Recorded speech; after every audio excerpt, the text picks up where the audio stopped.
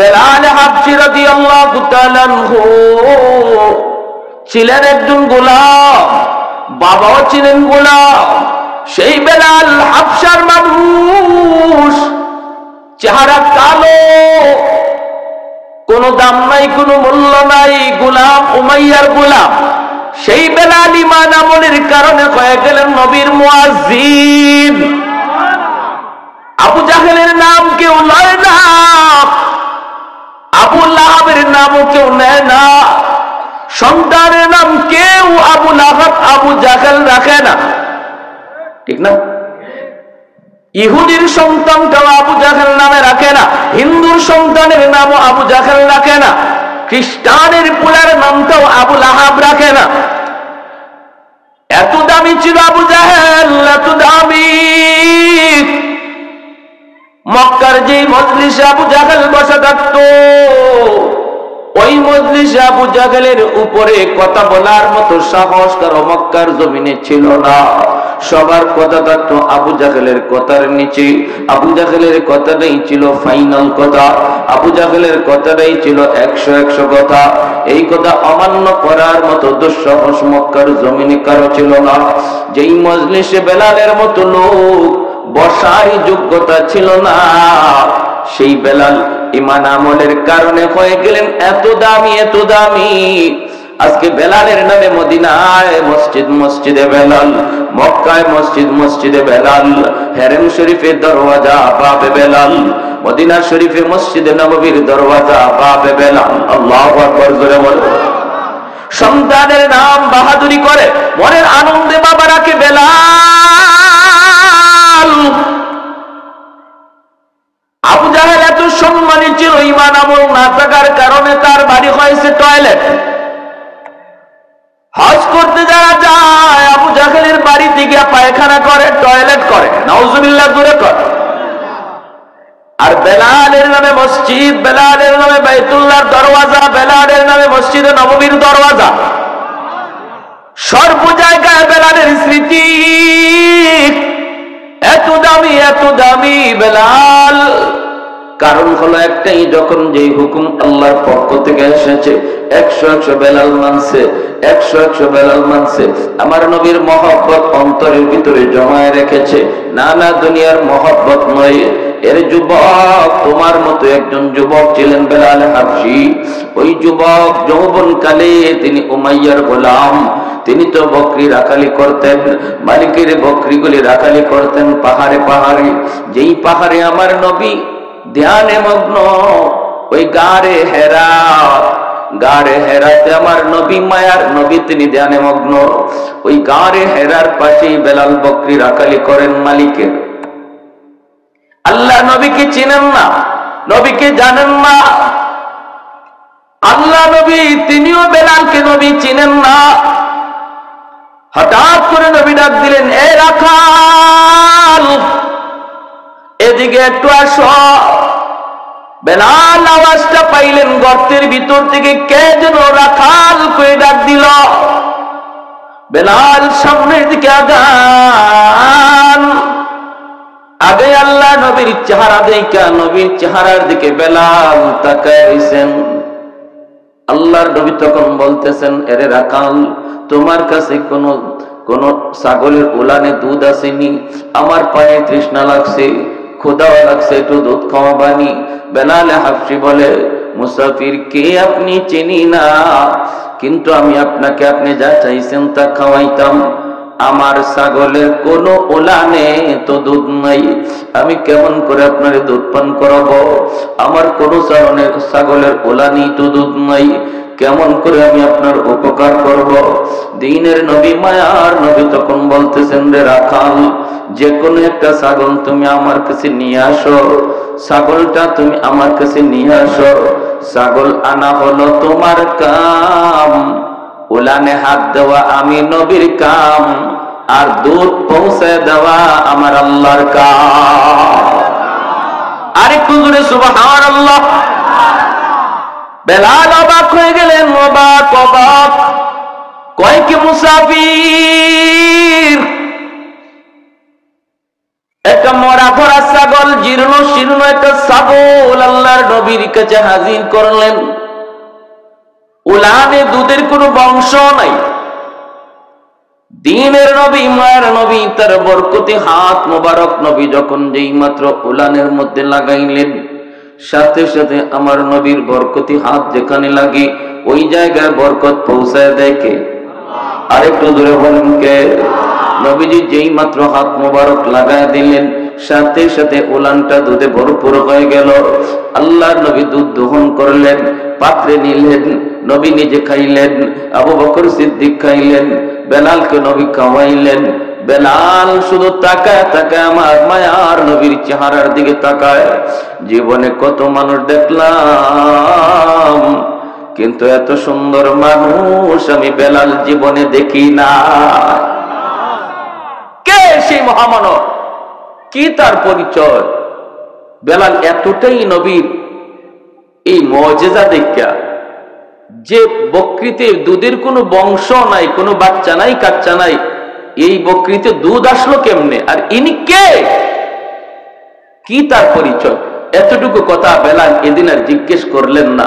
বেলাল হাবশি তিনি বকরিগুলা লইয়া চলে গেলেন। মাথার মধ্যে শুধু এক চিন্তা, গেলেন বাড়িতে, মালিকের বাড়িতে, বাড়িতে মা বকরিগুলি রাখলেন। রাতের বেলা বেলা ঘুমাবে, ঘুম তো আসে না, ঘুম তো আসে না। কি দেখলাম, কারে দেখলাম, তিনি কে? কি হলো? কে সেই মহামানব? আমার ভাইয়েরা, বন্ধুরা, যুবক, বেলাল হাবশি যেই মাত্র আল্লাহর নবীর চিন্তায় তিনি চিন্তিত, চিন্তায় তিনি চিন্তিত, হায় আমি কাকে দেখলাম, কি তার পরিচয়, আমি কেন তারে জিজ্ঞেস করলাম না, কি আপনার নাম, কে আপনি, কোত্থেকে এসেছেন? ঠিক আছে, আগামীকাল জিজ্ঞেস করব।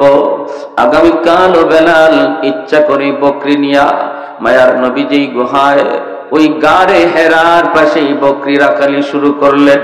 মনে মনে চিন্তা হলো, আজ যদি উনি আমাকে ডাক দেয়, আজও আমি ওনার কাছে যাব, যাইয়া ওনাকে জিজ্ঞেস করব আপনি কে, কি আপনার পরিচয়।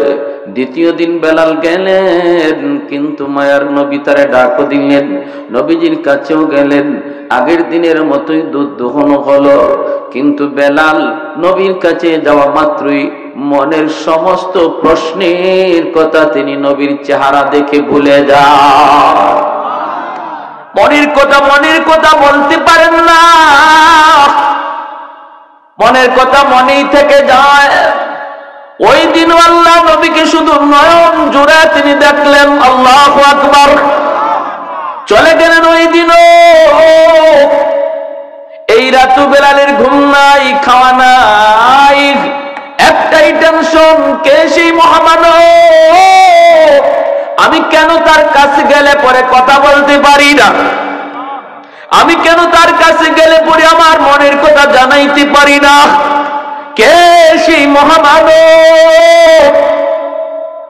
বেলাল কই, আগামীকাল আর মিস করব না, আগামীকাল আর মিস করব না। আগামীকাল বেলাল আসলেন। আসার পরে আল্লাহ নবী আজও ডাক দিলেন।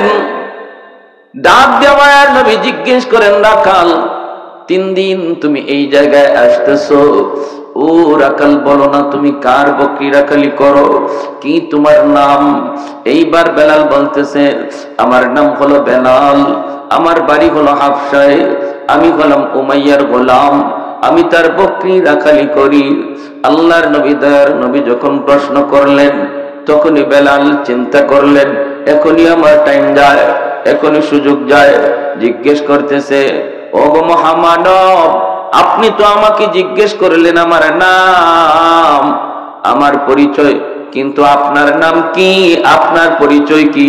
এই কথাটা 3 দিন মনের ভিতরে নিয়ে আসি জিজ্ঞেস করব, কিন্তু আপনার নুরানি চেহারা দেখার পর আমি ভুলে যাই।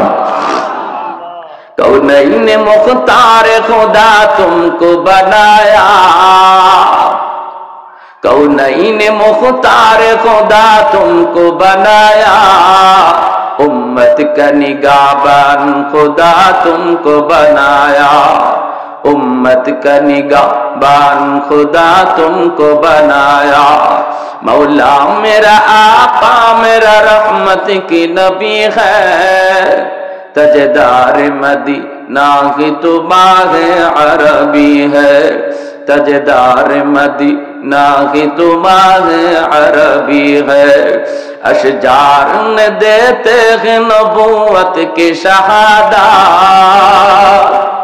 तशकीक कमर में है तो अंगुल की इशारा, तशकीक कमर में है तो अंगुल की इशारा।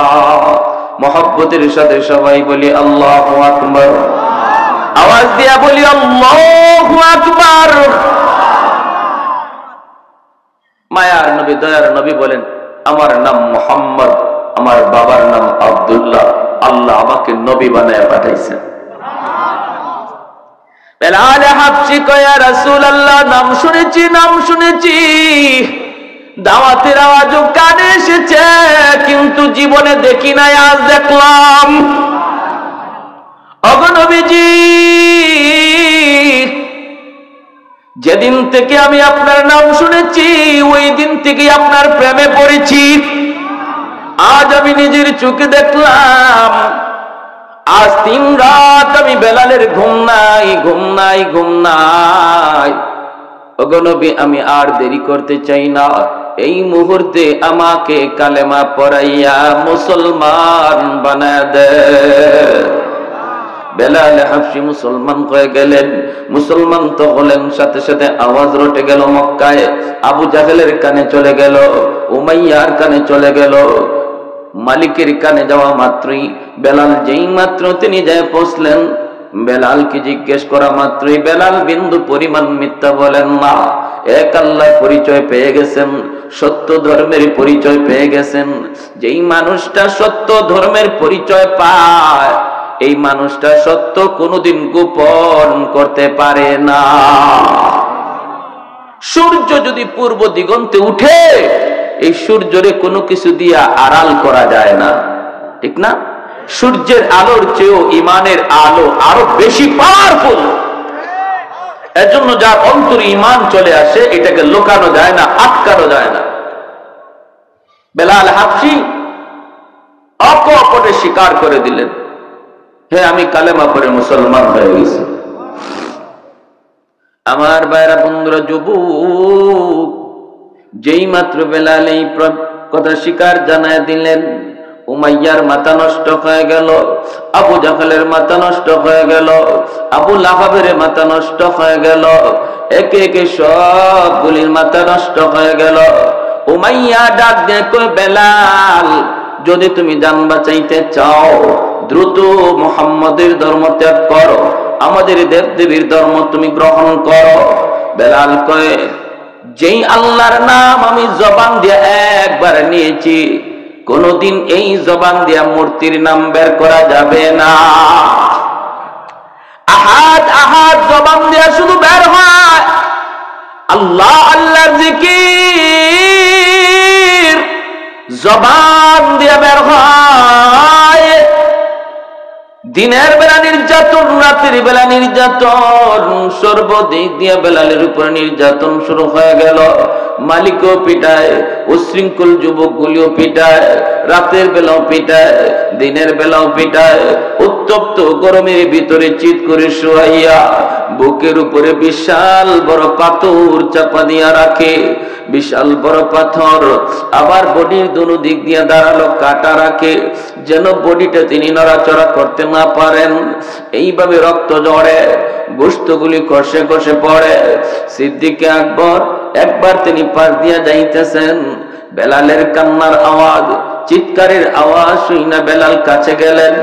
যায় তিনি কানে কানে বলতেছেন, ভাই বেলাল, উমাইয়ার মন খুশি করার জন্য তুমি একবার ওদের কথা বলে দাও। জান বাঁচানোর জন্য কখনো কখনো মিথ্যা বলাও জায়েজ, 3 জায়গায় মিথ্যা কথা বলা জায়েজ। জান বাঁচানোর জন্য মিথ্যা বলা জায়েজ। 2 মুসলমানের ভিতরে ঝগড়া বিবাদ দূর করার জন্য একজনের কাছে এক কথা, আরেকজনের কাছে আরেক কথা কইলে যদি ঝগড়া বিবাদ দূর করা যায় তাহলে এই জায়গায় মিথ্যা কথা বলাও জায়েজ। আপনি একজনের যায় বললেন, বাইরে কে বলেছে তোমার সে খারাপ জানে, আমি তো তার সাথে কথা বলেছি কিন্তু সে তো তোমাকে ভালো জানে। না না, মূলত সে তোমারে ভালো জানেও না, আপনি নিজের থেকে বলছেন। আরেকজনের কাছে গিয়া বললেন, ভাই তোমাকে অমুকে খারাপ জানে, কে বলছে? সে তো তোমার ভালো কয়, সে তোমার প্রশংসা কয়। মিথ্যা কথাটা আপনি নিজের থেকে বললেন। দুই মুসলমানের ঝগড়া দূর করার জন্য শরীয়ত এখানে মিথ্যা বলা জায়েজ বলেছে। আল্লাহু আকবার জোরে বলেন। আর আমরা তো মিথ্যা কথা বইলে আরো ঝগড়া বাড়াই, ঠিক না?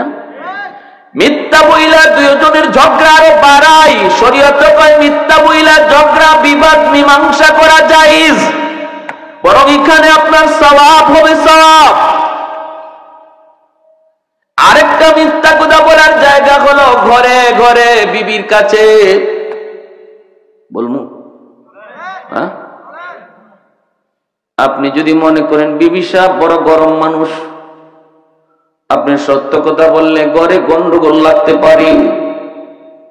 আপনি শাড়ি আনছেন 500 টাকা দিয়া, কিন্তু যদি 500 টাকা বলেন তাহলে ঘরে আগুন লাগবে। সে বলবে তোমার শার্ট কিনো 2000 টাকা দিয়া, তোমার লঙ্গি কিনো 1500 দিয়া, তোমার প্যান্ট কিনো তুমি 2000 2500 দিয়া, আমার জন্য শাড়ি আনছো 500 টাকা দিয়া। নেও, আমি শাড়ি পরি নাই, শাড়ি তুমি পরো। যদি এমন কোন গন্ডগোল লাগার ভয় বা আশঙ্কা থাকে তাহলে শরীয়ত বলে তুমি বলবা শাড়ির দাম 1500 দিছি, বেশ লাগায়া বুঝলাম নি। এটা মাইক বন্ধ করে হইতাম। কারণ ঘরে গিয়ে যদি আপনি শাড়ি 1500 এখন, তাও তো ম্যাডামে বিশ্বাস করবো না, কবু হুজুরে শিখাই দিছে। একটু হাত পাখা আছে না, একটু হালকা করে দেন। এরকম কিছু সমস্যা আসেনি না ভাই আমাদের? হ্যাঁ, শহরে এক ধরনের, শহরে দেখবেন কিছু কিছু পুরুষ আছে ম্যাডামের কথা ছাড়া লড়েই না। ম্যাডাম যা কয় তা। উনিও বাজারে ব্যাগ লয়ে পিছনে হাঁটে, মনে হয় ড্রাইভার সাহেব। মাঝে মাঝে নাম ধরেও ডাক দেয়। স্বামীর নাম ধরে ডাক দেওয়া এটা একটা আলট্রা মডার্ন একটা ট্র্যাডিশন হয়ে গেছে, ঠিক না? শহরে বন্দরে নাম ধরে যদি আব্দুল করিম এদিকে আসো, তো দোকানদার কি হাজবেন্ড ভাববে না ড্রাইভার ভাববে? ড্রাইভারই তো ভাববে। এই সমস্ত জায়গার মধ্যে পেস লাগে। ওই সমস্ত জায়গার মধ্যে শাড়ি যদি আনে 1000 টাকা দিয়া, হয় 3000, নাহলে ঝগড়া বাড়বে। আর গ্রামে গঞ্জে একটু সিস্টেমটা উল্টা। গ্রামে গঞ্জে আবার কিছু উল্টা সিস্টেম আছে। গ্রামে গঞ্জে কিছু কিছু স্বামী আছে, মাশাআল্লাহ, স্বামী না যেন জল্লাদ। স্ত্রী যে বিবি সাপ ভয় পায়, কঠিন ভয় পায়। আমি এমনও দেখেছি গ্রামের অনেক জায়গায়, হাওরে গরু রেত যে লাঠি দিয়ে ফিটাইছে, এই লাঠি দিয়ে নিজের বিবিরে ফিটানি শুরু করে গরম এসে। হয়নি না ভাই না? এখন কমছে আলহামদুলিল্লাহ। আগের যুগে এমন অনেক ছিল, তালাক দিতে দিতে মা রেও দে, শাশুড়িরেও দে, দাদিরেও দে, তো সদ্য গোষ্ঠী একসাথে খারার উপরে এইভাবে দেয়নি না, দেয় না? তো এরকম ভাবে এই দুইটা জিনিস খারাপ। ইসলাম বলে স্বামীকে ঘরের কর্তা মনে করতে হবে স্ত্রী, পরামর্শ দিবে স্ত্রী, কিন্তু সিদ্ধান্ত নিবে স্বামী, সিদ্ধান্ত নিবে স্বামী। আর স্বামীকেও ভাবতে হবে সে আমার ঘরের চাকরানি না, সে আমার বিবি, সে আমার মাহবুবা, সে আমার প্রিয়তমা। মাঝে মাঝে একটু গোসাও করতে পারে। একজন প্রিয়তমা যেমন তার প্রেমিকের সাথে মান অভিমান করে, একজন স্ত্রীও তার স্বামীর সাথে কখনো কখনো মান অভিমান করতে পারে। এটা স্বামীর হজম করতে হবে। এই সময় রাগ উল্টা হাত পিটানি আর লাঠি হাতে নেওয়া, এটা ইসলামের বিধান না, আমার নবীর বিধান না, ঠিক কিনা? জোরে কর। এরকম হইলে গন্ডগোলটা হয় কি, যেখানে এরকম আছে যে স্ত্রী ভয় পায় স্বামীরে, জনমের মতো ভয় পায়, এখানে সমস্যাটা কি হয়? একটা এক্সাম্পল দিই। স্বামী গেছে হাসপাতাল পরীক্ষা করানোর জন্য, বডি চেক। অসুবিধা দিতেছে আপনাদের? বডি চেক করাবে, ডাক্তার বলছে প্রস্রাব পরীক্ষা করতে হবে। উনি বাড়িতে এসে প্রস্রাব বোতলের মধ্যে রাখছে, সকালে নিয়ে পরীক্ষা করবে। বিবি সাহেব বাথরুমের ভিতরে ঢুকছে, পা লাগিয়া স্বামী যে বোতলে প্রস্রাব রাখছিল এই প্রস্রাব পড়ে গেছে। এখন তো বিবি স্বামীরে জল্লাদের মতো ভয় পায়, বাপরে বাপ 19 থেকে 20 হইতে আমার উপরে যে তুফান ছুটে, যে লাঠি পিটা শুরু হয়। আমি যদি বলি তোমার প্রস্রাব পড়ে গেছে আমার অনিচ্ছায়, আমি বুঝি নাই, আমার পা লাগিয়া পড়ে গেছে, তাহলে না জানি কি তুফান আর কি ঝড় উঠে। দরকার নাই, আমার প্রস্রাব ঢুকায় তো রাখি। তখন বিবি সাহেব নিজের প্রস্রাব বোতলে ঢুকায় রাখছে। পরের দিন উনি তো ওনার প্রস্রাব মনে করে নিয়ে গেছে হাসপাতাল পরীক্ষা করতো। ডাক্তার পরীক্ষার রিপোর্ট দিকে একবার স্বামীর চেহারার দিকে তাকায়, আর একবার রিপোর্টের দিকে তাকায়। এখন তো স্বামী ডরায় গেছে। স্বামী ডরায় বলতেছে, স্যার আপনি আমার দিকে এইভাবে তাকাইতেছেন, স্যার ঘটনা কি, আমার পেটে কি হয়েছে স্যার, আমি বাঁচবো না মরবো? স্যার কয়, আমিও তো ভাবতেছি ঘটনাটা কি, তুমি পুরুষ না মহিলা? কয় স্যার এটা কি কোন, আমি একজন পুরুষ মানুষ। কয় তোমারে তো দেখতেছি আমিও পুরুষ, কিন্তু আমার রিপোর্ট বলতেছে তুমি মহিলা। কয় কেন, কি হয়েছে? কয় রিপোর্টে তোমার পেটে 7 মাসের বাচ্চা। 7 মাসের বাচ্চা কি আর পুরুষে নেই, নেই তো মহিলা। কয় ইন্না লিল্লাহ। স্যার এতদিন গেল এক ভাই, এখন দিয়ে আরেক ভাই। ঘটনা কি? এই যে পেশটা লাগলো এটা ভয় পাওয়ার কারণে লাগছে না? আর যেখানে স্বামী স্ত্রীরে ভয় পায়, এখানে আরেকটা এক্সাম্পল দেখেন। বেচারা 800 টাকা দিয়ে মাছ নিয়ে আসছে ঘরে, আইনা বিবির কাছে দিছে। বিবি জিজ্ঞেস করতেছে মাছ কত দিয়ে আনছো? তখন ডরে আর ভয়ে কয় 500 টাকা। যদি 800 কয় মাছের দাম, তাহলে বিবি ফায়ার হয়ে যাবে যে এত টাকা দিয়ে মাছ আনছো। কয় 500 টাকা। কয় বাহ ভালো তো, এত সুন্দর মাছ তুমি 500 টাকা দিয়ে নিয়ে আসলা, তুমি তো বাজার করা শিখে গেছো দেখা যায়। এতদিন বাজার করা শিখে নাই। তো উনি মাছ দিয়া জুম্মার নামাজে গেছে, নামাজ পড়ে আইসা দেখে অর্ধেক মাছ নাই। কয় অর্ধেক গেল কই? কয় পাশের বাড়ি ভাবি আসছিল, ভাই নাকি আজকে মাছ আনে নাই। তো ভাবি বলতেছে তোমাদের এত মাছ, ভাবি আমাদের তো আজকে মাছ নাই, অর্ধেকটা মাছ আমাকে দিয়ে দাও না। তো আমিও দেখলাম আমাদের এত মাছ তো লাগে না, এজন্য অর্ধেকটা বিক্রি করে দিছি। কয় কত দিয়া বেচছো? কয় 250।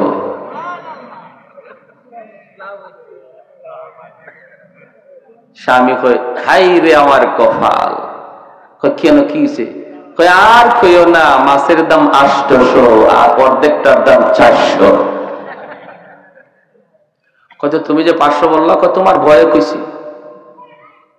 তো এইভাবে যদি আমরা ভয়ভীতি করি, তাহলে দেখবেন যে সমস্ত পুরুষ স্ত্রীরে ভয় পায়, মাঝে মাঝে দেখবেন 250 করে নাই। আর যেখানে স্ত্রী খুব স্বামীরে ডরায়, স্বামী যারা আমরা স্ত্রীরে সবসময় লাঠির উপরে রাখি, মাঝে মাঝে পেটে বাচ্চাও নেওয়া লাগতে পারে। কি কন?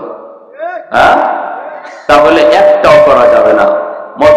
মধ্যম পন্থা শরীয়তের বিধান, ঠিক কিনা ভাই? জোরে কন, মধ্যম পন্থা, মধ্যম পন্থা। আমার ভাইয়েরা, বন্ধুরা, যুবক বেলাল হাবশী রাদিয়াল্লাহু তাআলা আনহু, সিদ্দিক আকবর বলে বেলাল একবার ওদেরকে খুশি করার জন্য আহাদ আহাদ শব্দটা তুমি মুখ দিয়ে আর বলবা না রে বেলাল। ওদেরকে খুশি করার জন্য তুমি একবার ওদের দেবতার নাম বলে ফেলো।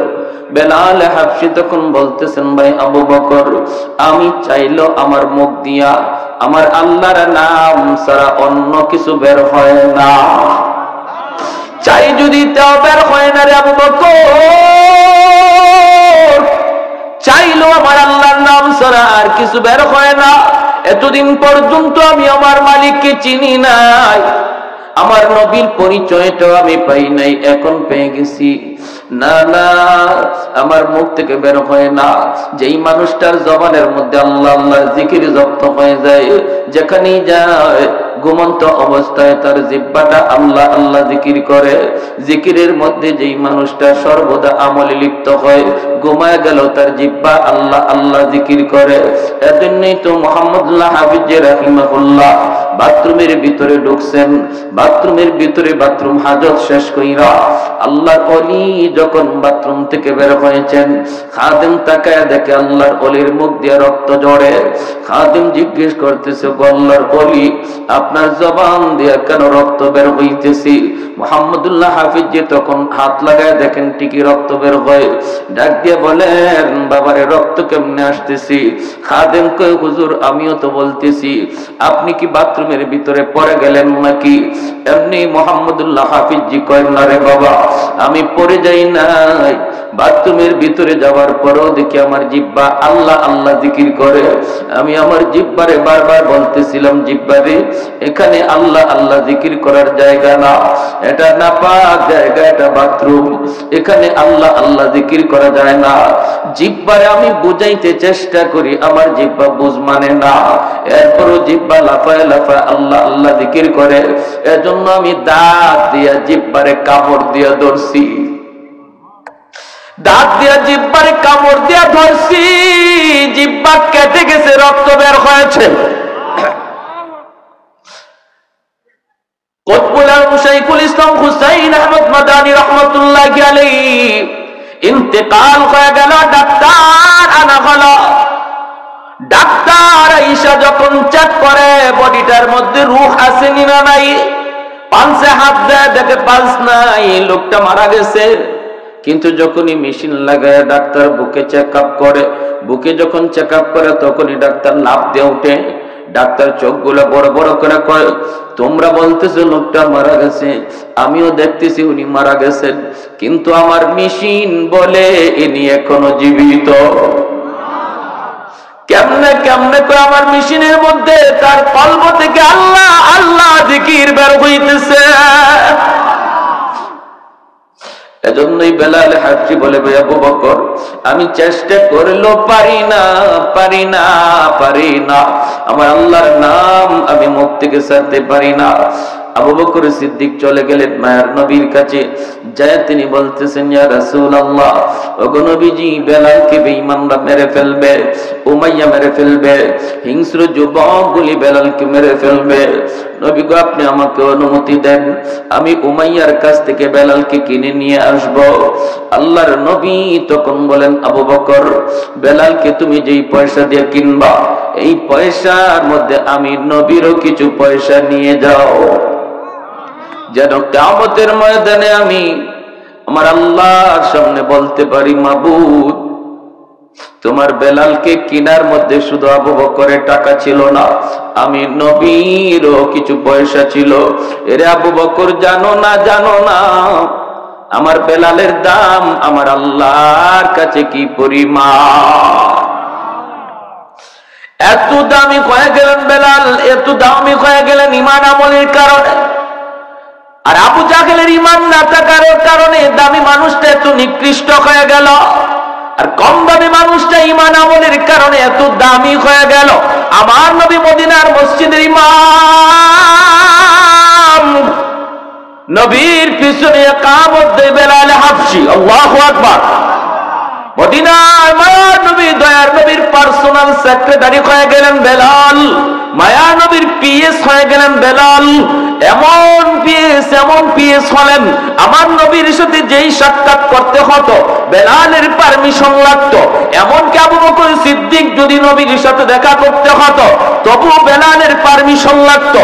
হযরত ওমর ফারুক যদি আমার মায়ার নবীর সাথে একান্তে দেখা করতে হতো বেলালের পারমিশন লাগতো। আল্লাহু আকবার। আর একটু জোরে কন্যা আল্লাহু আকবার। এত দামি, এত দামি আল্লাহ তারে বানায় দিচ্ছেন, এত দামি। মায়ার নবীর কাছে মানুষজন দেখা করতে আসে, বেলাল সবার মেহমানদারি করেন, কখনো কারো কাছ থেকে ধার এনেন, কখনো কারো কাছ থেকে ঋণ এনে বেলাল ওই মেহমানদেরকে মেহমানদারি করতেন। এইভাবে মেহমানদারি করতে করতে একবার এক ইহুদির কাছে বেলালের অনেক টাকা, বেলাল ঋণী হয়ে গেলেন। একদিন বেলাল মসজিদে নববীতে আজান দিবেন, সাথে সাথে ইহুদি কয়, বেলাল আজান পরে দাও, আগে আমার ঋণ তুমি পরিশোধ করো। বেলাল বলেন, ভাই একটু সুযোগ দাও। কই কোনো সুযোগ নাই, আজ রাতেই সুযোগ আছে।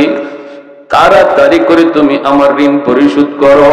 বেলাল বলেন আজ রাতে তো পারবো না, আমাকে 3টা দিন সময় দাও। বেলাল 3 দিন সময় তার কাছ থেকে চেয়ে নিলেন, কিন্তু 3 দিনের ভিতরে তিনি ঋণ শোধ করবেন কেমন করে? আল্লাহর নবীর কাছে বেলাল যায় কান্দে, নবী গো, ইহুদি আমার কাছে অনেক ঋণ পায়, এই ঋণটা আমি আনছি আপনার মেহমানদের মেহমানদারি করানোর জন্য। এখন তো সে আমাকে আজান দিতে দেয় না, আজানের আগে আমার রাস্তা আটকায় দেয়। আল্লাহর নবী রহমতের নবী বলেন, বেলাল কেমন করে তোমাকে সাহায্য করব? আমি নবীর কাছেও তো এমন নাই তোমাকে সাহায্য করার মতো। বেলাল তখন বলেন, নবী গো, তাহলে অনুমতি দেন, অনুমতি দেন, আমি মদিনার বাহিরে কোথাও চলে যাব, যাইয়া আমি কাজ করব, দিন মজুরির কাজ করব, যা পাই তাই কাজ করব, কাজকর্ম কইরা আমি তার ঋণটা পরিশোধ করার চেষ্টা করব। আল্লাহর নবী, মায়ার নবী, দয়ার নবী, তিনি অনুমতি দিয়ে দিলেন। বেলাল রাতের বেলা তিনি কাপড় চোপড় গোছাইতেছেন, ফজরের পরেই বেলাল চলে যাবেন অন্য কোথাও, মদিনার বাহিরে তিনি কাজকর্ম করতে যাবেন। এইদিকে আমার মায়ার নবীর চোখেও ঘুম নাই। আমার মায়ার বেলাল আজ রাত পরি আমার কাছ থেকে চলে যাবি, বেলালেরও চোখে ঘুম নাই। আমার নবীকে কাল থেকে আমি আর দেখতে পাবো না। সারা রাত বেলালের চোখের পানি ঝরে, আর তিনি কান্দে, আর তিনি কান্দে। ওই অবস্থায় আমার ভাইরা, আমার ভাইরা, বন্ধুরা, আল্লাহর নবীর কাছে ফজরের আগে 40টা উট বুঝাই করা মাল আল্লাহর পক্ষ থেকে চলে এসেছে। আল্লাহর নবী রহমতের নবী এক সাহাবীকে বলেন, সাহাবী দ্রুত যাও, যায়া বেলালকে খবর দাও, বেলালের ঋণ পরিশোধ করতেছেন আল্লাহ নিজে। আর একটু জোরে কন্যা সুবহানাল্লাহ। ফজরের আগে সাহাবী যায় বেলালের ঘরে, আওয়াজ দিলেন, বেলাল তোমার ঋণ পরিশোধ করার জিম্মাদারি আল্লাহ নিজে নিয়ে নিছে। মায়ার নবী তোমার মসজিদ নববীতে ডাকেন, বেলাল। বেলাল মসজিদে নববীতে দৌড়ে আইসে দেখেন 40টা উট বুঝাই করা মাল। মায়ার নবী, দয়ার নবী বলেন, বেলাল মদিনা থেকে তোমার চলে যাওয়াটা আমার আল্লাহ পছন্দ করে নাই, আমি নবীও মেনে নিতে পারি নাই। তোমার দিলের হালত আর আমি নবীর দিলের হালত আমার আল্লাহ দেখছেন। আল্লাহ পাক রব্বুল আলামিন তোমার ঋণের জিম্মাদারি নিয়ে নিছে। যাও, যতগুলি টাকা ওই ইহুদি পাইব, আরো যারা পাইব, ঋণগুলা পরিশোধ করো, বাকি মাল গরিবদের ভিতরে বন্টন করে দাও। এ ভাই, এজন্য বলতেছিলাম, দেখেন আল্লাহ পাক রব্বুল আলামিনের কাছে কত দামি হয়ে গেলেন কালো বেলাল। বংশের কোন মর্যাদা ইজার ছিল না, আর বংশীয় মানুষ ছিল আবু জাহেল, মাটির সাথে মিশে গেল, ঠিক কিনা? আবু জাহেল হিরো থেকে জিরো হয়ে গেল, বেলাল জিরো থেকে হিরো হয়ে গেল ঈমান আমলের কারণে। সাহাবায়ে কেরাম বলে, নবী গো, বেলালের আযানে একটু সমস্যা। কি সমস্যা? কই আশহাদু বলতে পারে না, জিহ্বার মধ্যে সমস্যা। কখন জিহ্বার সমস্যা তৈরি হয়েছে? উমাইয়া হযরত বেলাল রাদিয়াল্লাহু তাআলা আনহুর জিহ্বাটারে টান দিয়ে বের কইরা এই জিহ্বার মধ্যে পেরেক ঢুকায় দিছিল। জিহ্বার মধ্যে পেরেক ঢুকায় দিছিল, যেই জিহ্বায় আল্লাহ আল্লাহ জিকির কয়, এই জিহ্বা আমি রাখবো না কয়ে পেরেক ঢুকায় দিছিল। এজন্য হযরত বেলালের মুখে একটু সমস্যা হইতো, আশহাদু বলতে পারতেন না, বলতেন আসহাদু, শিন উচ্চারণ করতে পারতেন না, শিনটা ভালো করে উচ্চারণ হতো না। সাহাবায়ে কেরাম কয়, ইয়া রাসূলুল্লাহ, ওগো নবীজি, ভালো করে একজন মুয়াজ্জিন নিযুক্ত করে ফেলেন। নবী সাহাবায়ে কেরামের পরামর্শ নিয়া অন্য একজন সাহাবীকে মুয়াজ্জিন নিযুক্ত করে দিলেন। এশার নামাজের পরে নবী বলেন, বেলাল ফজর থেকে আর আযান দেওয়া লাগবে না। এই কথা শুনতেই যেন বেলাল হাবশির মাথায় আসমান ভেঙে পড়ল। এশার নামাজ পড়ে সবাই যার যার ঘরে চলে যায়, কিন্তু মসজিদে নববী থেকে গেলেন না শুধু একজন, তিনি আর কেউ নন, তিনি হলেন বেলাল হাবশি। মসজিদে নববীর কোনায় খাম্বার কিনারায় বইসা বইসা চোখের পানি জড়া আল্লাহর কাছে কান্দে আর কয়, মালিক ও মালিক, তোমার হাবিব আমারই মুয়াজ্জিনের চাকরি থেকে বাতিল করে দিছি। ও মালিক, আমি তোমার হাইকোর্টে আমি আবেদন করলাম, আপিল করলাম হাইকোর্টে, নিম্ন আদালতে আমার চাকরি বাতিল, উচ্চ আদালতে আমি আপিল করলাম মাওলা। এই শিন উচ্চারণ করতে পারি না কেন? আল্লাহ, তোমার নাম নেওয়ার কারণে আমার জিহ্বায় পেরেক মারছি, এজন্য আমি শিন উচ্চারণ নিতে পারি না। এটা তো আমার কোনো দোষ না। আল্লাহ, হয় তুমি আমার জিহ্বা ভালো করে দাও, নতুবা আজান বদলায় দাও। আল্লাহু আকবার। হয় মালিক আমার জিহ্বা তুমি ভালো করে দাও, নতুবা আমি যেভাবে বলি এইভাবে আজান বানায় দাও। আল্লাহু আকবার, আল্লাহু আকবার। কত বড় আবদার আল্লাহর দরবারে। আল্লাহ পাক রব্বুল আলামিন তার হাবিবকে জানিয়ে দিয়েছেন, বন্ধু আজানও বদলিবে না, আমার বেলালের জিহ্বা যেভাবে আছে এইভাবেই থাকবে, জিহ্বাও ভালো হবে না। আমি আল্লাহর নাম নেওয়ার কারণে জিহ্বায় যে ক্ষত, এই ক্ষত আমি আল্লাহ বেলালের হাসরের মাঠে দেখতে চাই। হাসরের মাঠে বেলাল আমাকে ওই জিহ্বা দেখাবে, যেমন অবস্থায় আছে অবস্থায় থাকবে, আজান বদলিবে না। ভাইরা বন্ধুরা, ফজরের আজান দিলেন অন্য একজন মুয়াজ্জিন। আজান তো হয়ে গেল, নামাজের টাইম হয়ে গেল। আমার নবী, মায়ের নবী, তিনি বের হয়েছেন হুজরা থেকে নামাজ পড়াবেন মসজিদে নববীতে। সাহাবায়ে কেরাম সবাই অপেক্ষায়। মায়ের নবী হুজরা থেকে বের হয়েছেন নামাজ পড়াবেন, কিন্তু সূর্য তো উঠে না, রাত তো পোহায় না।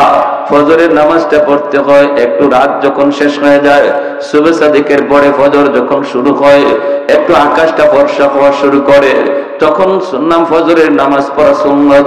আমার নবী ওই সময়টার অপেক্ষা করেন, একটু আকাশটা ফর্সা হবে। কিন্তু না না, অন্যদিন যেই টাইমে আকাশ ফর্সা হয়ে যেত, আজ ওই টাইমে আকাশ ফর্সা হইতেছে না, অন্ধকার শুধু আরো বাড়তেছে, অন্ধকার শুধু বাড়তেছে। সাহাবায়ে কেরামের ভিতরে অস্থিরতা, আল্লাহর নবীর ভিতরে অস্থিরতা। কই সকাল তো হয় না, আকাশ তো ফর্সা হয় না। আল্লাহর কাছে নবী জানতে চাইলেন, মালিক ও মালিক, কিয়ামত কি তুমি গোটায় দিবা নাকি? আল্লাহ, কিয়ামত কি হয়ে যাবে নাকি বুঝতেছি না গো আল্লাহ, নাকি আমরা কোন আযাবের সম্মুখীন? আল্লাহ বলে, বন্ধু কি হয়েছে? কই মালিক, কেন এখনো সকাল হয় না, ফর্সা হয় না? ফজরের নামাজ তো পড়বো, কিন্তু এত অন্ধকারে কেমন করে নামাজ পড়ি? আল্লাহ, ফজরে আজান বুঝি হয়, এখনো বুঝি ফজরের টাইম হয় নাই, ফর্সা হয় নাই। জিবরাইল আমিন দ্রুত নেমে এসে মায়ার নবীকে জানায় দিলেন, নবী গো, কেমন করে সকাল হবে গো নবী? মদিনার মসজিদে ফজরের আজান তো এখনো হয় নাই।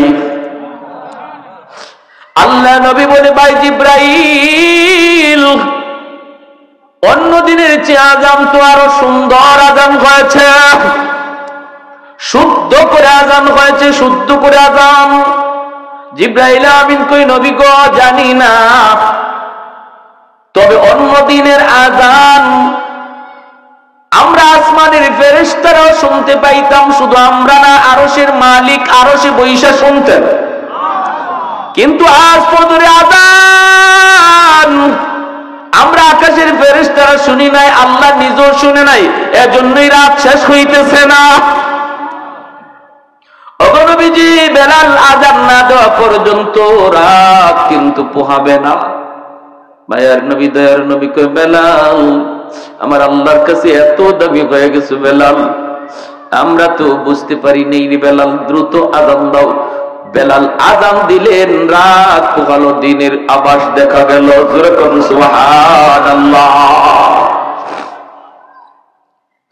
রমজান শরীফ, মায়ার নবী সেহরি খাইতেছেন।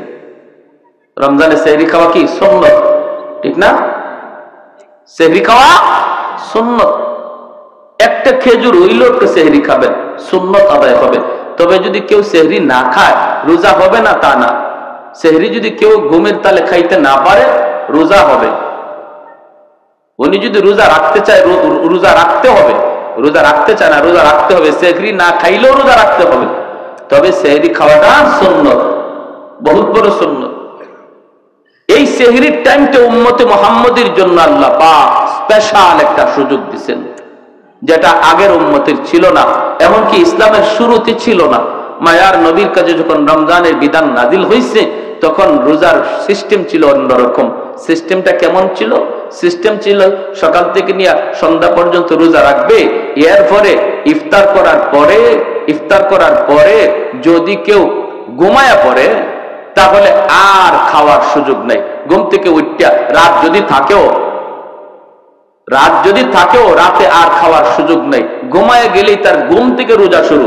এখন রাত 12টার সময় সে ঘুমাক, রাত 12টা থেকে তার রোজা শুরু হয়ে গেছে।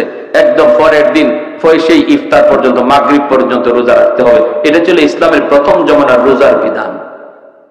এতে করে নবীর একজন সাহাবী হযরত কায়েস রাদিয়াল্লাহু তাআলা আনহু, পবিত্র কোরআনের সূরাতুল বাকারার মধ্যে আল্লাহ পাক এই আয়াত নাযিল করেছেন নবীর সাহাবীর ব্যাপারে।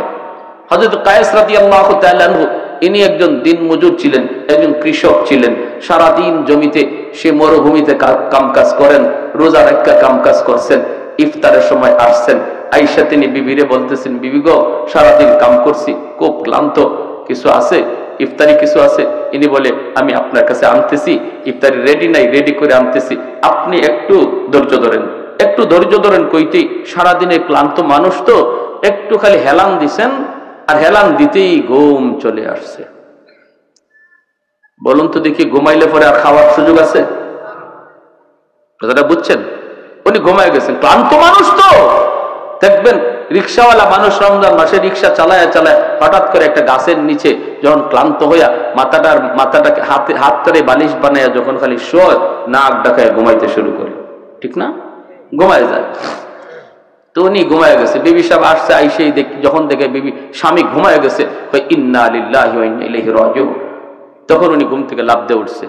দুজন হাত পা চাইরা একদম অসহায় হয়ে দাঁড়ায় রয়েছে। বিবি সাহেব কাঁদতেছে, স্বামী গো, এখন তুমি কেমনে রোজা রাখবা? রোজা তো রাখবাই, তুই রোজা রাখতে গেলে এখন অবস্থাটা কি হবে? সারাদিন গেছে, তুমি কিছু খাও নাই, এখন ইফতার করবা, একটু দেরি হইতে তুমি ঘুমায় গেলা, ঘুমাইছো তো, এখন আর তোমার খাওয়ার সুযোগ নেই, এখন কেমনে কি করবা? ইনি না খাইয়া এই রাত থেকেই রোজা রাখা শুরু হয়েছে। সারাদিন ক্ষুধার্ত, তৃষ্ণার্ত, আবার সারা রাত গেল না খাওয়ায়। পরের দিনও রোজা শুরু হয়ে গেছে। পরের দিন রোজা শুরু হয়েছে, যখন দুপুর হয়ে গেছে তখনই উনি ওনার মাঠেই যেখানে কাজ করতেছে বেহুশ হয়ে পড়ে গেছেন। বিবি সাহেব আল্লাহর নবীর কাছে গিয়া বলতে, ইয়া রাসূলুল্লাহ, আমার স্বামীর এই অবস্থা। আল্লাহর নবী, রহমতের নবী, আল্লাহর কাছে আবদার করলেন, মালিক, আমার উম্মতের জন্য বিধানটা কঠিন হয়ে গেছে, আল্লাহ একটু আসান করো। সাথে সাথে আল্লাহ পাক জিব্রাইল আমিন মারফতে কোরআনের আয়াত নাজিল করে ওই সাহাবীর দিকে লক্ষ্য করে আল্লাহ জানাই দিলেন, বন্ধু, আজ থেকে তোমার উম্মতের বিধান আমি আসান করে দিলাম। ঘুমাইলে আর রোজা শুরু হয়ে যাবে এমন না, সারা রাত সেহরি পর্যন্ত সে খাইতে পারবে। এখন ঘুমাক আর উঠো, খাওয়ার টাইম সারা রাত। তাহলে নবীজির সাহাবীরাও উম্মতের জন্য রহমত, ঠিক না? একজন সাহাবীর কারণে আমরা রোজার বিধানটা আসান পাইছি, আর নাইলে কিন্তু আমাদেরও এইরকমই হইতো। ঘুমাইলে আর খাওয়া যাইত না, খালি একটু ঘুমাইবেন, শেষ, আর খাওয়ার সুযোগ নেই, রোজা শুরু হয়ে যেত। এই সাহাবীরই ঘটনার পরে রোজার বিধানটা আল্লাহ আমাদের জন্য সহজ করে বলেন, সকাল থেকে নিয়ে মাগরিব পর্যন্ত, ইফতার পর্যন্ত তোমরা রোজা রাখবা, খাইবা না, পানি পান করবা না। আর ইফতারের পর থেকে নিয়ে সেহরি পর্যন্ত সারা রাত তোমরা যখন মন চায় যা খাও, তোমাদের জন্য সেই সুযোগ করে দেওয়া হয়েছে। আল্লাহ নবী সেহরি খাইতে বসছেন, বেলাল হাবশী আযান দিবেন, ফজরে আযান। মুয়াজ্জিন সাহেবরা আযান দেওয়ার আগে ইমাম সাহেবের একটু খবর নেয়। তো বেলাল হাবশী রাদিয়াল্লাহু তাআলা আনহু তিনিও ফজরে আযান দিয়ে দিবেন, সেহরির টাইম শেষ হয়ে গেল। তিনি তো চিন্তা করতেছেন, আমার নবী এখনো কি তিনি খানা খান নাকি খানা থেকে সেরে ফেলছেন, একটু যায় দেখে আসি। বেলাল চলে আসলেন আল্লাহর নবীর কামরায়। আয়েশা দেখেন মায়ার নবী এখনো খানা খাইতেছেন, আর নবীর সাথে আরেকজন অপরিচিত মানুষ খানা খাইতেছে। আল্লাহর নবীকে খানা খাওয়া দেখেই বেলাল ডাক দিয়া বলতেছে, নবী গো, সেহরির টাইম শেষ হয়ে গেছে গো নবী, আর খানা খাইয়েন না। আল্লাহর নবী দেখে বলতেছেন, বেলাল কি কইছ? বলে, নবী গো, সেহরির টাইম শেষ। ঠিক আছে। বেলাল চলে গেছেন। বেলাল মনে মনে ভাবছেন, তাহলে তো নবী এখন খানা শেষ করে ফেলবেন। বেলাল চলে গেছেন।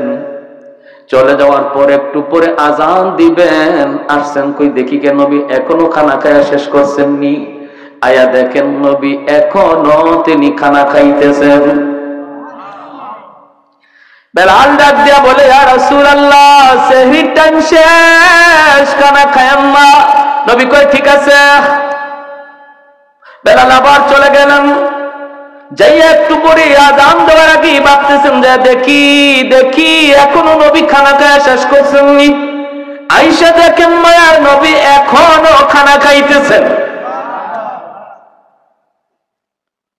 এইবার হযরত বেলাল বলি, ইয়া রাসূলুল্লাহ খোদার কসম ওগো নবী সেহরির টাইম শেষ।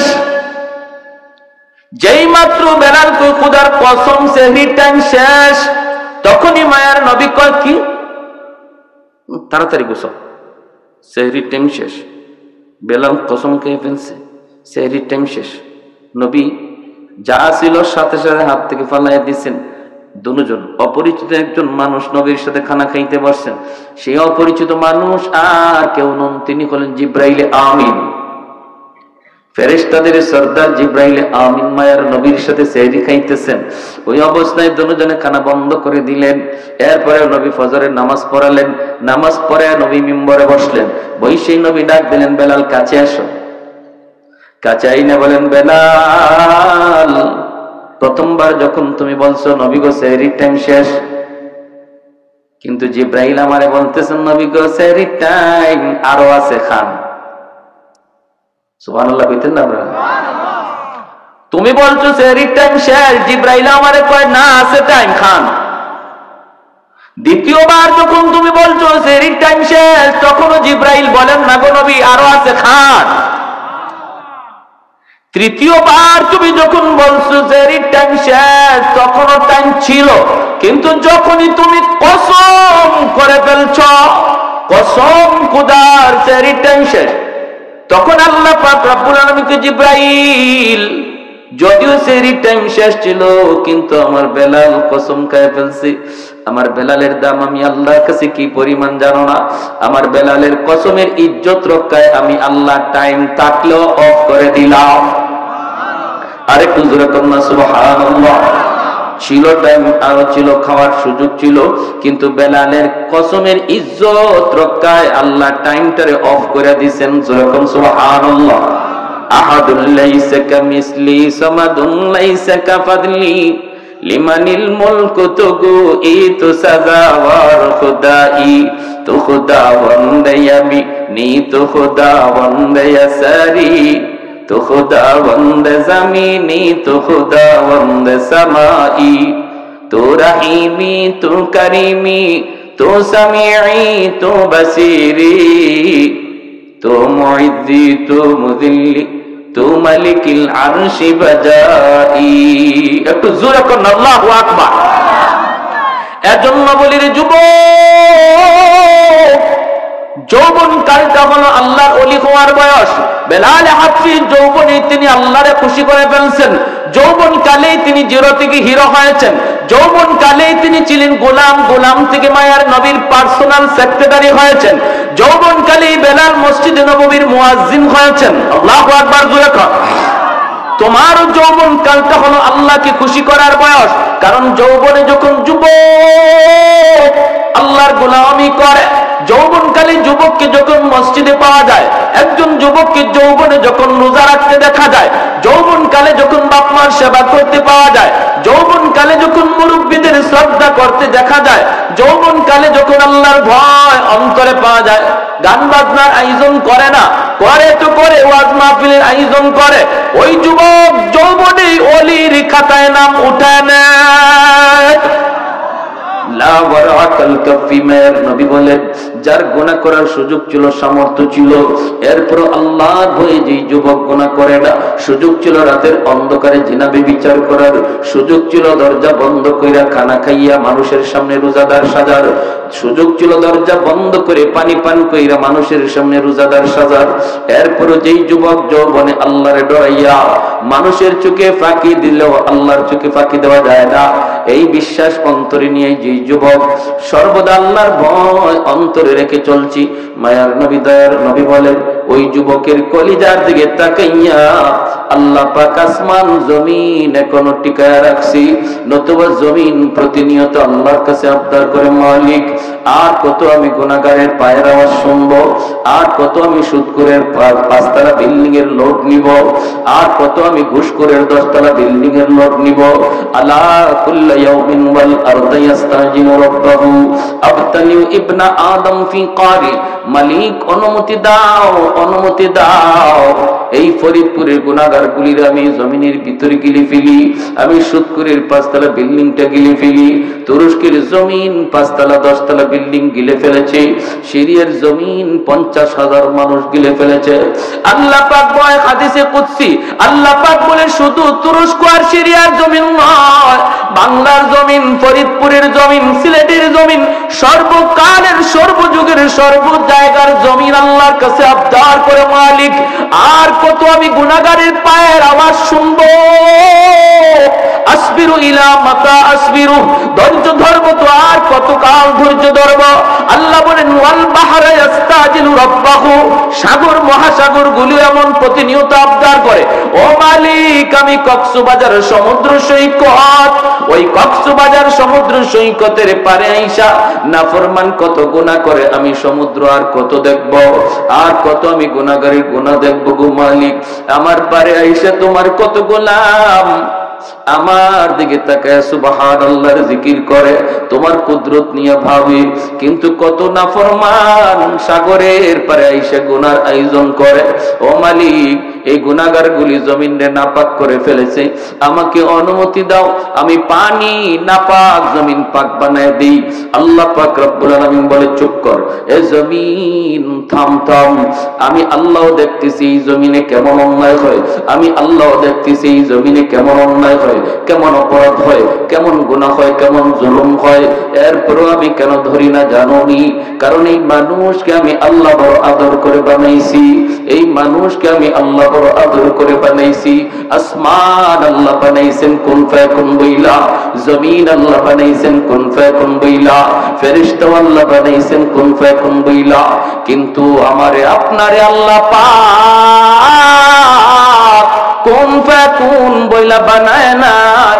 আমারে আপনারে যখন আল্লাহ বানাইছে, আল্লাহ বলে খালাকতু বিয়াদাইয়া, আমি আল্লাহ আমার নিজের হাত দিয়া বান্দা বান্দিরে বানাইছি।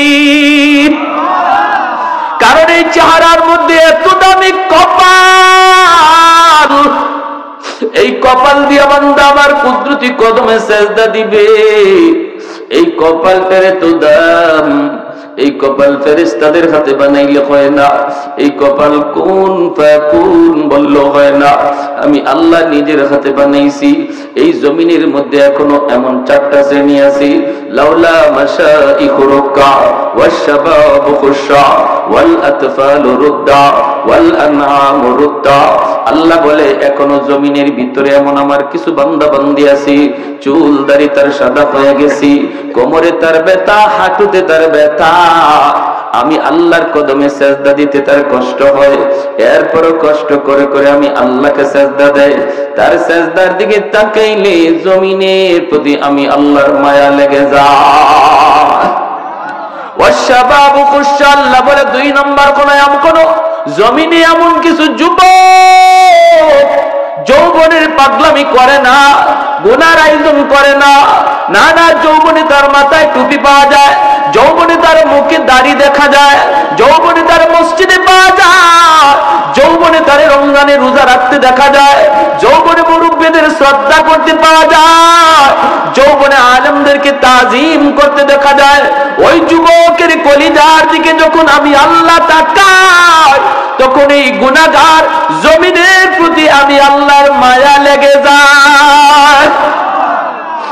এজন্য বলি যুবক, যৌবন কালটারে অনেক মূল্যায়ন করো।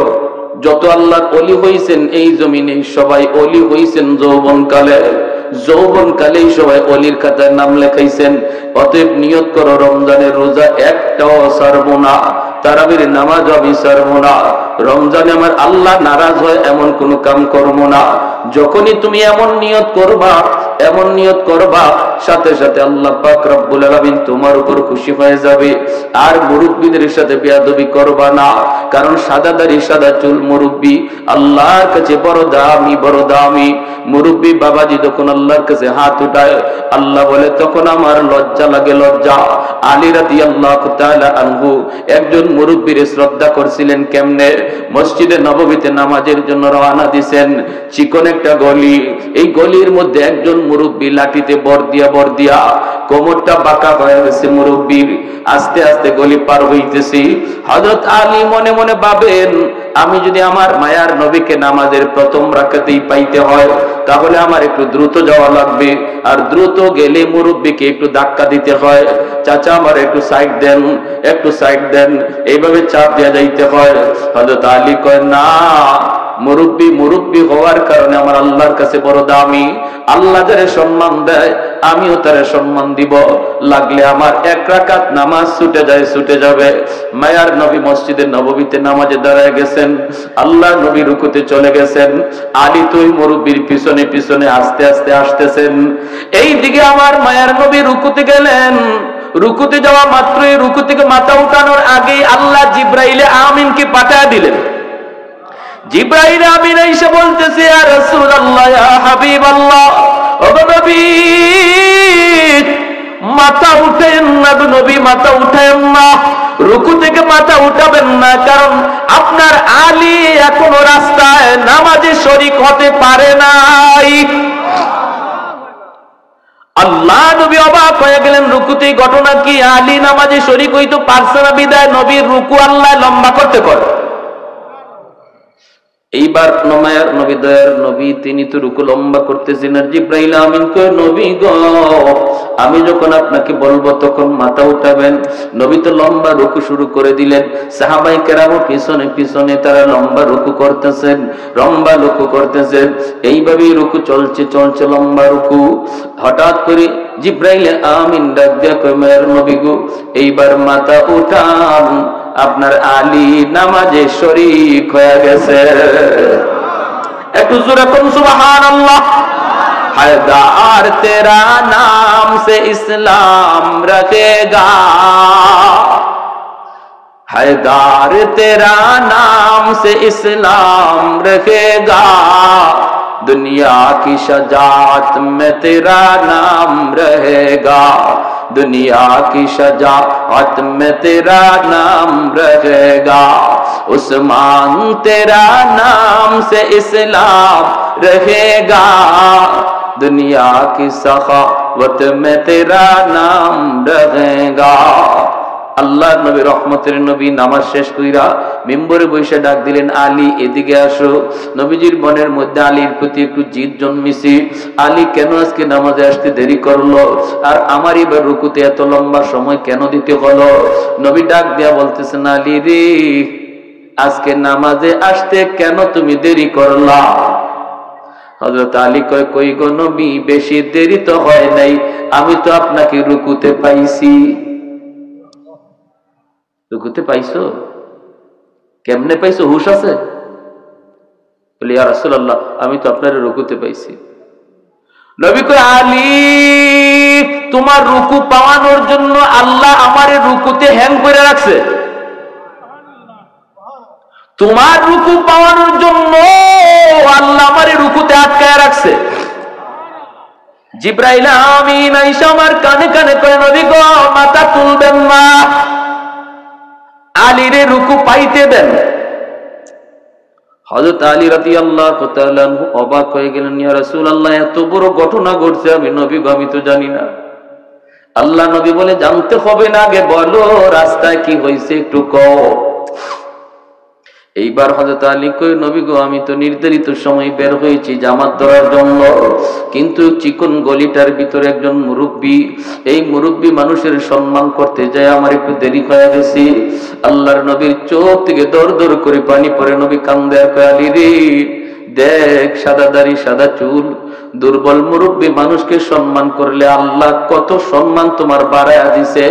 যেই দুনিয়াতে মুরব্বীকে সম্মান করবে আল্লাহ তারেও মুরব্বী বয়সে সম্মানী বানায় দিবে। এজন্য সাবধান, মুরব্বী বাবাজিদের সাথে বেয়াদবি করবা না, দোয়া নিবা। মুরব্বীদের দোয়ায় তোমার ভবিষ্যৎ আল্লাহ আলোকিত করবে, সামনের জীবনের পথগুলো আল্লাহ আহসান করে দিবে। ইকতে আল্লাহ এই আয়াতে বলছেন, তুমি যদি ইমানের সাথে নেক আমল করো তাহলে 1 নম্বর নগদ পুরস্কার যেটা, আল্লাহ দুনিয়াতে তোমাকে সম্মানী জীবন দান করবে। আমরা সবাই সম্মানী জীবন চাই, কারা কারা হাত উঠে আল্লাহকে দেখা। আল্লাহ তুমি প্রত্যেককে সম্মানী ইজ্জতওয়ালা জীবন দান করো। আল্লাহ আমাদের ইজ্জতওয়ালা জীবন দান করো। কি রোজা সাইরা না রোজা রাখিয়া? জোরে কোন, রোজা সাইরা না রোজা রাখিয়া? তারাবি সাইরা না তারাবি হইরা? কারা কারা তারাবির নামাজ 20 রাকাত পড়তে রাজি আছে? সবাই সবাই সবাই হাত তোলেন। 20 রাকাত তারাবির নামাজ ইনশাআল্লাহ পড়বো তো ইনশাআল্লাহ। সাবধান, রমজান মাস আসছেই, কোরআন নাজিলের মাস, তারাবিতে কোরআন তেলাওয়াত হয়, আমরা তেলাওয়াত শুনবো। আর এই রোজা আর তারাবির দ্বারা আমরা আল্লাহর ওলির খাতায় নাম লেখায় দেব। আল্লাহর ওলির খাতায় নাম লেখে। রমজান শুরু হওয়া মাত্রই 2-3টা তারাবি পইরা 2-3টা রোজা রাখেও যদি আল্লাহ আমাদের কাউকে নিয়ে নেয়, নিঃসন্দেহে সে আল্লাহ তৈরি জান্নাতের মেহমান হয়ে যাবে রমজানের খাতিরে। প্রবাসী যারা থাকে মানে একটা অসহায় কণ্ঠ একটা ফান্ড করছে, এটার জন্য